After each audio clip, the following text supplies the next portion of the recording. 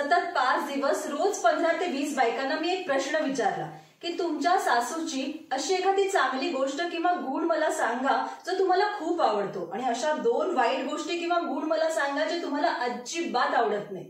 Maximum बायकांची reaction अशी होती, चांगला गुण आणि आमच्या सासूचा, अरे बापरे मॅडम आम्हाला विचार करायला लागेल. पण वाईट गोष्टी मात्र आम्ही हजारो सांगू शकतो. असं करून श्वासही न घेता त्या बायकांनी त्यांच्या सासूच्या वाईट गुणांची लिस्ट वाचायला सुरुवात केली. खरं सांगू ना मॅडम, मागच्या जन्मात आम्ही काहीतरी भयानक मोठं पाप केलंय आणि त्यामुळे आम्हाला अशी सासू मिळाली. या बाईने माझ्या आयुष्याचा अगदी नरक बनवून टाकलाय. खरं सांगते, मला घरात जायची इच्छाही होत नाही, कारण सतत 2 डोळे माझा पाठलाग करत असतात. मी काय खाते, मी काय पिते, मी कधी उठते, मी कधी झोपते, मी कामं नीट करते की नाही, सतत वॉच ठेवत असतात. बडबड सूचना तर विचारूच नका. माझं डोकं दुखायची पाळी येते. मी डिप्रेशन मध्ये जाईन की काय असं वाटायला लागतं मला. माझ्या नवऱ्याला आणि मला तर प्रायव्हसी अजिबात मिळून देत नाही. ह्याच्या उलट आमच्या दोघांची सतत कशी भांडणं होतील याच्या नवीन नवीन आयडिया ही बाई काढत असते. आमच्या घरातली शांतता अगदी नाहीशी करून टाकली ह्या बाईने.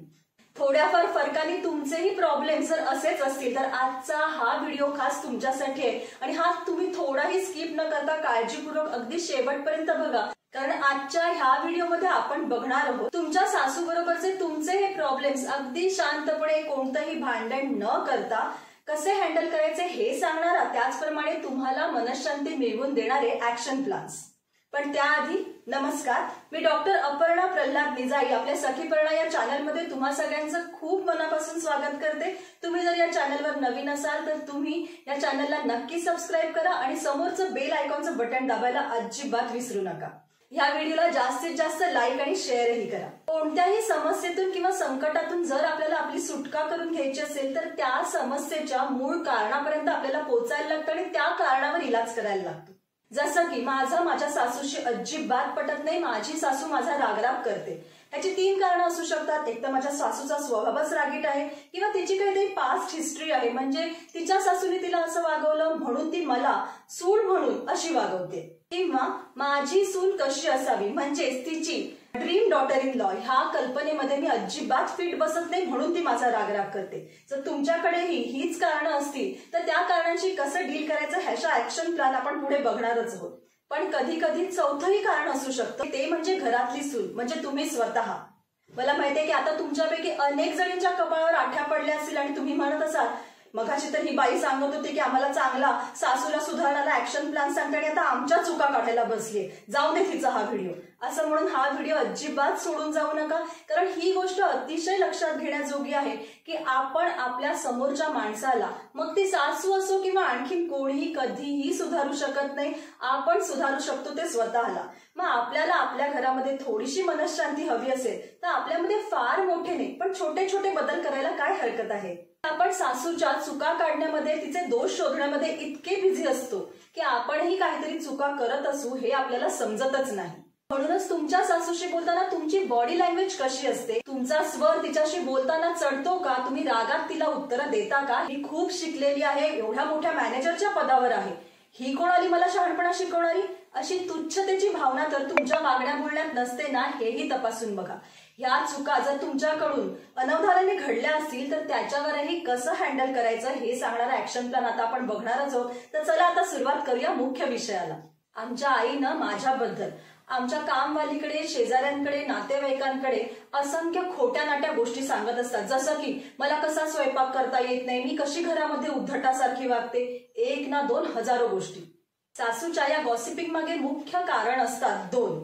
पहिलं म्हणजे फक्त तिला स्वतःचं मन हलकं करून तुमची प्रतिमा खराब करायची असते, आणि दुसरं म्हणजे तिची ही मतं तिला तुमच्यापर्यंत पोहोचवायची असतात, आणि तिची ही मतं तुमच्यापर्यंत पोहोचवण्याचं काम करतात तुमच्या कामवाल्या, शेजार पाजारचे लोक आणि नातेवाईक.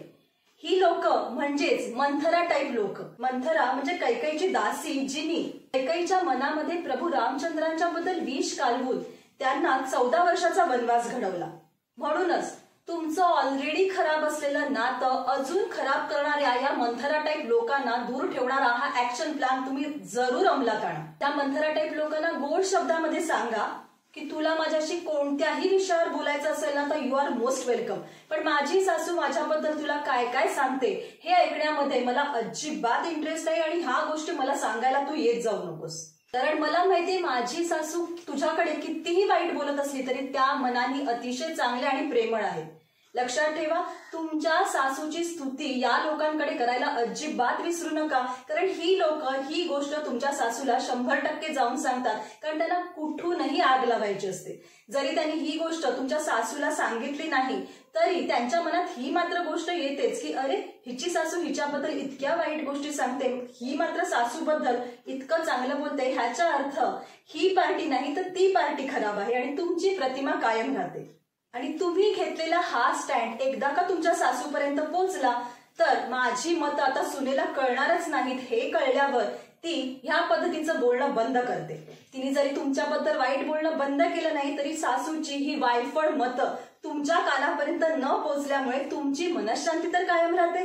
मी केलेलं कोणतंही काम माझ्या सासूबाईंना अजिबात आवडत नाही. माझं कौतुक करायचं तर सोडा, पण त्याच्यामध्ये हजारो चुका काढून सतत बडबड आणि कटकट करत राहतात. अनेकदा आपल्या सासूने केलेल्या ह्या सूचना त्यांच्या कित्येक वर्षाच्या अनुभवातून आलेल्या असतात आणि त्यामुळे त्या सूचनांना तुच्छ न लेखता आपण जर त्यांचं पालन केलं, त्या अंमलात आणल्या तर त्या आपलं जीवन नक्कीच समृद्ध बनवतात ह्याची खात्री बाळगा.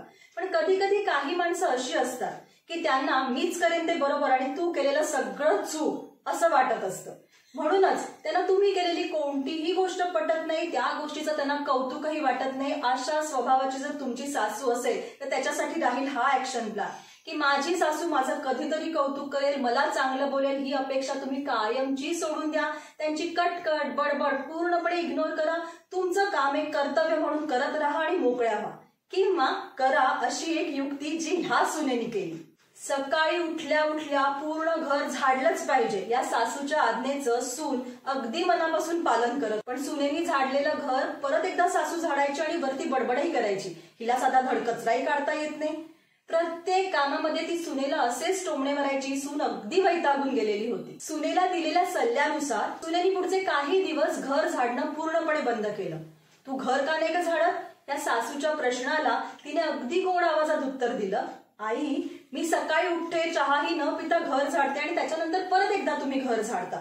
मग मी विचार केला सकाळी उठल्या उठल्या मी माझी एनर्जी कशाला वेस्ट करू, म्हणून मी अर्धा तास जास्ती झोपून घेते. अर्थात सुनेच्या या उत्तरावर सासू खवळली आणि म्हणाली, अगं तुला घर नीट झाडता येत नाही ना म्हणून मला झाडायला लागतं. त्यावरही थोडीही न चिडता सून अगदी प्रेमाने म्हणाली, मला माहिती आहे आई, तुम्ही घर इतकं छान झाडता की घर अगदी चमकायलाच लागतं.